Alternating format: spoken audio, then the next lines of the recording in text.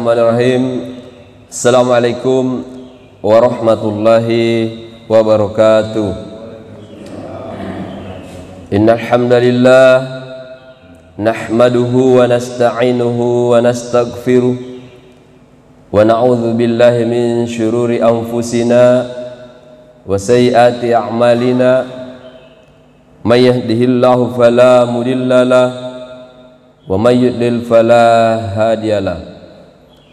Asyhadu an la ilaha illallah wahdahu la syarikalah wa asyhadu anna Muhammadan abduhu wa rasuluhu la nabiyya ba'dah. Allahumma shalli ala Muhammad wa ala alihi wa ashabihi ajma'in, amma ba'd. Alhamdulillah, puji dan syukur senantiasa kita panjatkan kehadirat Allah Subhanahu wa taala atas limpahan nikmat yang diberikan kepada kita semua, baik itu berupa nikmat kesehatan, kekuatan, kesempatan, terutama lagi adalah nikmat iman dan nikmat Islam. Salawat dan taslim senantiasa kita curahkan kepada junjungan kita Nabiullah Nabi besar Muhammad sallallahu alaihi wasallam, juga kepada keluarganya, kepada para sahabat, para tabi'in, tabi'ut tabi'in, dan orang-orang yang senantiasa istiqomah di jalan Allah Subhanahu wa taala. Jemaah subuh yang insyaallah sama-sama dimuliakan dan dirahmati oleh Allah Subhanahu wa taala. Pada kesempatan subuh hari ini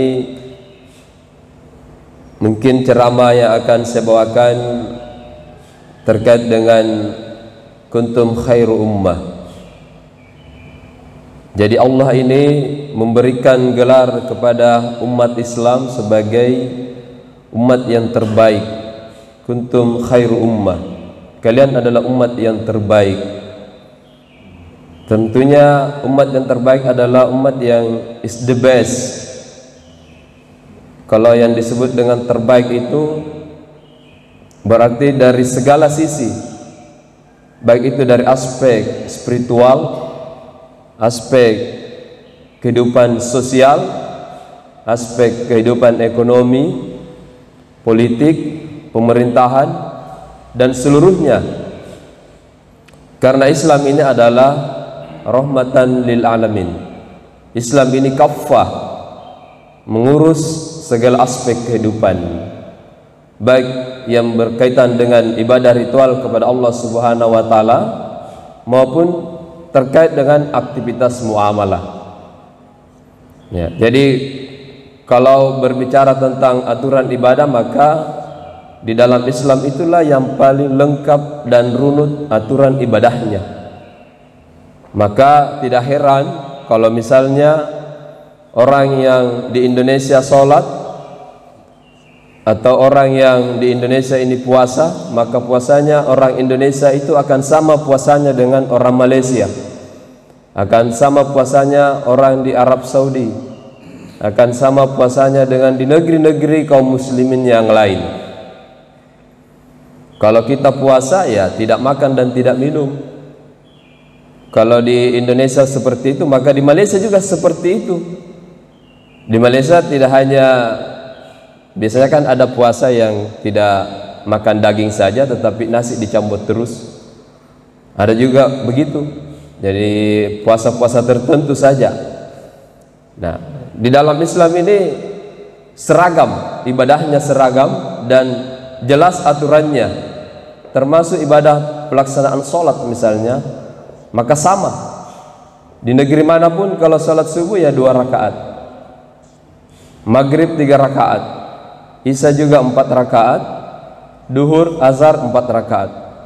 Tidak ada yang singkat-singkat kecuali kalau misalnya lagi di jamak atau di jamak kasar.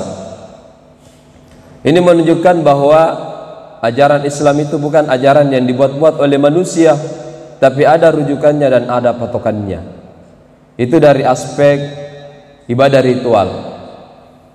Dan tentunya umat Islam inilah dari sisi ritual harus dia yang terbaik dari sisi ibadahnya.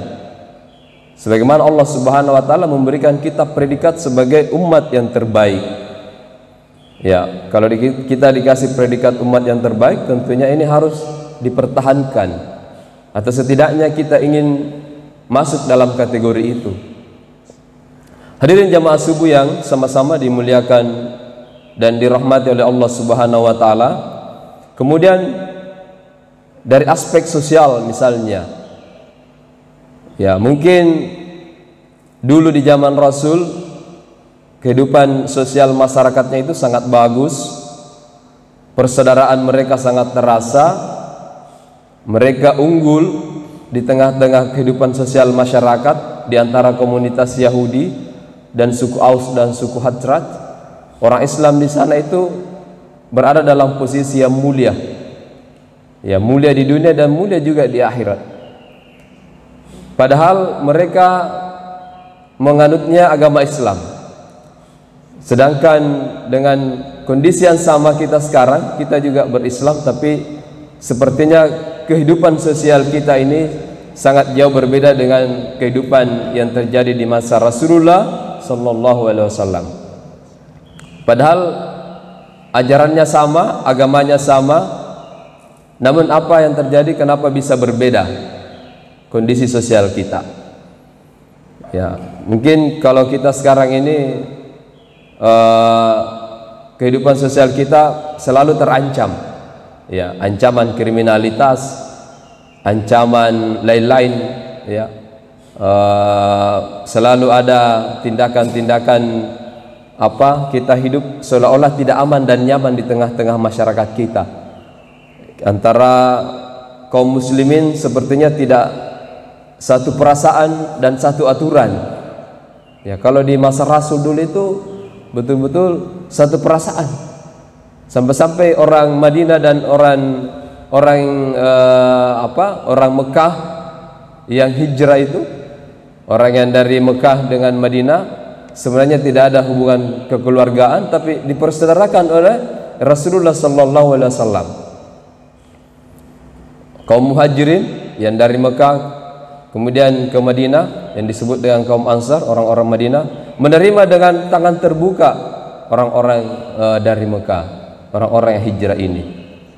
Bahkan saking persaudaraannya itu kuat, ya, mereka orang-orang Ansar ini yang memiliki harta itu diberikan secara gratis kepada saudara-saudara mereka dari Mekah yang hijrah.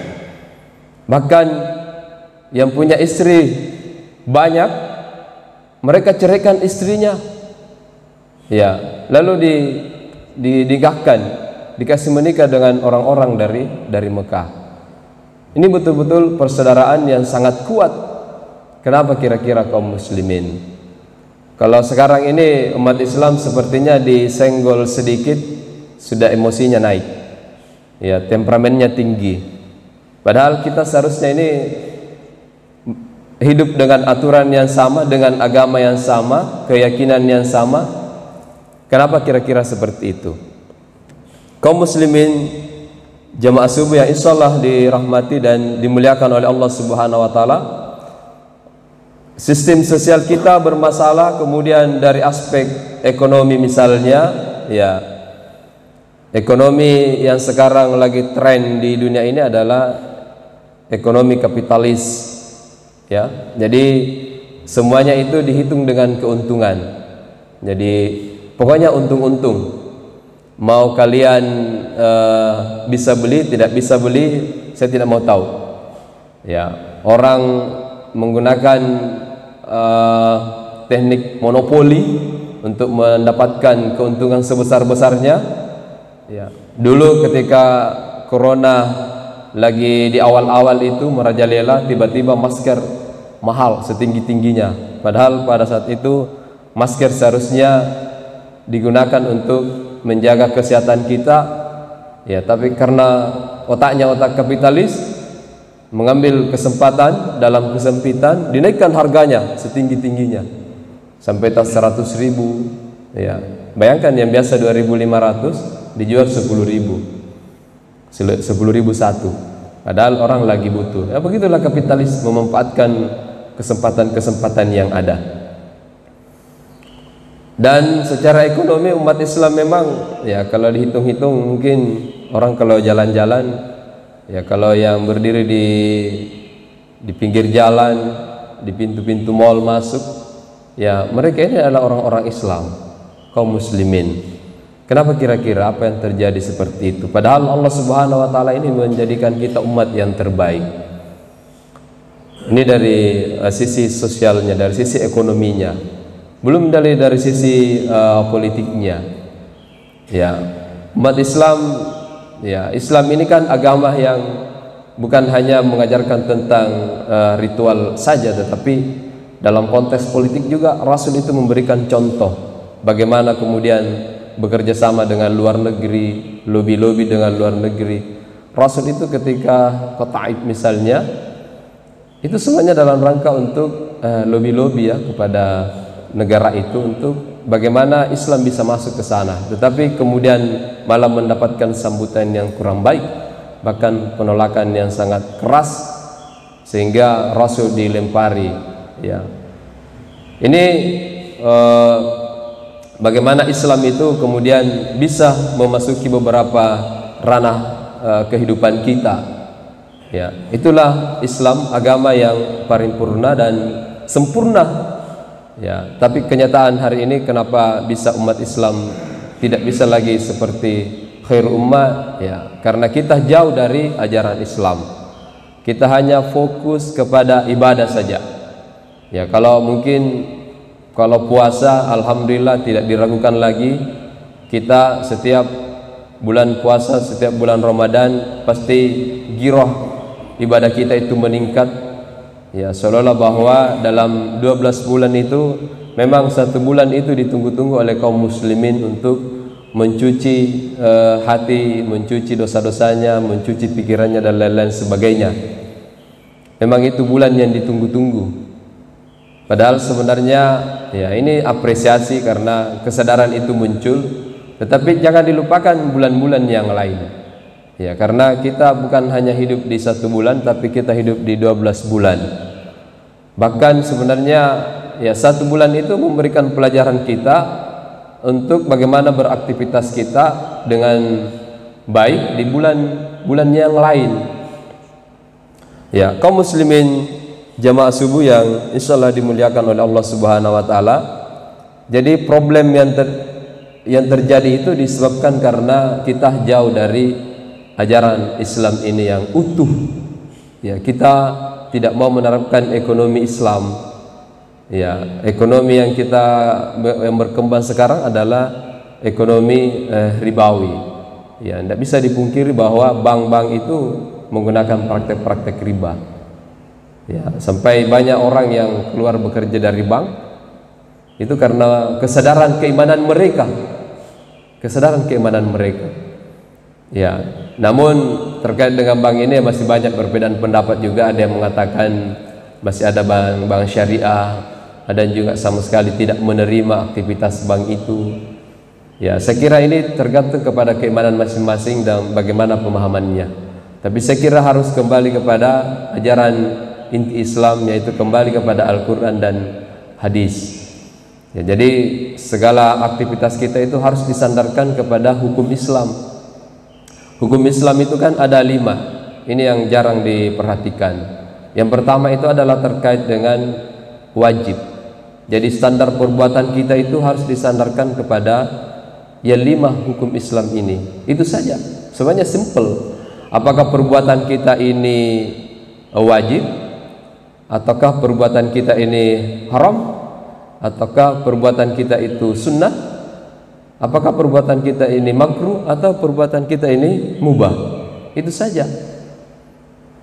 Tidak ada pelarangan di dalam Islam. Yang penting kita sandarkan. Ya, belum lagi sekarang ini umat Islam selalu dihadap-hadapkan pada istilah ini agama, ini dunia, yang disebut dengan sekularisme. Ya, ini dikotomi. Ada yang mengatakan bahwa kalau mau agama tinggalkan dunia, kalau mau dunia tinggalkan agama. Padahal itu Islam tidak seperti itu. Islam itu menyatu dunia dan akhirat. Kalau kita ingin mencari kehidupan dunia, silakan cari kehidupan dunia. Yang penting disandarkan kepada 5 tadi, 5 hukum tadi. Ya, kalau kita berdagang, apakah aktivitas dagang itu ada keharaman di situ? Kalau ada aktivitas keharaman, kita tinggalkan yang haram-haram tadi. Misalnya ekonomi, silakan berekonomi. Kalau ada ribanya, tinggalkan ekonomi riba itu, karena ada keharaman. Tapi kalau tidak, silakan jalankan. Jadi simple di dalam Islam. Karena kalau tolak ukur perbuatan itu tidak ada, maka macam-macam nanti persepsinya orang. Jadi standar perbuatan Islam itu sangat simple, jelas. Kita misalnya main game misalnya, apa hukumnya itu main game? Oh, main game itu hukumnya haramkah, makruhkah, mubah? Oh, ternyata main game itu mubah-mubah saja, boleh-boleh saja. Main domino bagaimana? Haramkah, makruhkah, mubahkah? Oh, ternyata boleh-boleh saja. Ya, cuma hati-hati. Kadang-kadang di dalam hukum mubah itu muncul nanti hal-hal yang haram. Ya, orang main domino, ya memang mubah, boleh. Tapi kalau sudah sewa-sewa, ya main domino tapi kalau kalah harus bayar, nah itu sudah ada aspek keharaman di situ. Itu sudah main judi namanya. Ya, minum itu boleh, minum, silakan minum. Tapi kalau minum yang haram, ada yang diharamkan oleh Allah Subhanahu wa taala. Ya. Jadi itulah Islam ya. Ya, mengurus segalanya. Mengurus bagaimana aktivitas kita kepada Allah. Bagaimana sih kalian beraktivitas ini manusia dengan Allah? Ini ada standarnya. Ada caranya ini. Ya. Bagaimana sih kalian beraktivitas sesama manusia? Ada aturannya, namanya muamalah. Ya. Ada juga bagaimana sih kita mengurusi diri kita. Jadi kita itu ada juga mengurusi diri kita, mengurusi pakaian kita. Jelas dalam Islam itu ada namanya aurat. Ya. Kemudian makanan, tidak semua boleh kita makan. Ada yang diharamkan oleh Allah Subhanahu wa taala dan ada yang dibolehkan. Nah, insyaallah kalau semua aspek ini kita laksanakan, maka insyaallah kita akan menjadi khairul ummah, kita akan menjadi umat yang terbaik. Ya, umat yang terbaik. Dan tentunya harus didukung oleh sistem. Ya, harus ada sistem yang bisa mempertahankan ini tadi, yang menjaga akidah kita, yang bisa menjaga tadi 5 hukum ini. Ya kan, manusia ini kan macam-macam kepalanya. Sudah disampaikan, oh ini haram, tapi masih dilaksanakan juga. Nah, hukum itu harus ada yang menjaganya. Sebagaimana sekarang pelaksanaan hukum harus ada satpolnya. Kalau orang tidak pakai masker, harus ada satpol yang menjaga itu. Ya sama ini. Kalau ada dalam Islam itu sebenarnya ada pelanggaran hukum, maka seharusnya ada yang menjaganya juga. Yang menjaganya itu adalah ya sebuah pemerintahan tentunya. Ya, harus ada kekuasaan yang menjaga lima hukum ini tadi, sehingga umat Islam selalu taat kepada 5 hukum ini. Sekira demikian kaum muslimin jemaah subuh sekalian, tidak terlalu panjang. Mudah-mudahan ada manfaatnya. Kalau ada yang salah dari pribadi saya sendiri, kalau benar dari Allah Subhanahu wa taala. Billahi taufiq wal hidayah. Assalamualaikum warahmatullahi wabarakatuh.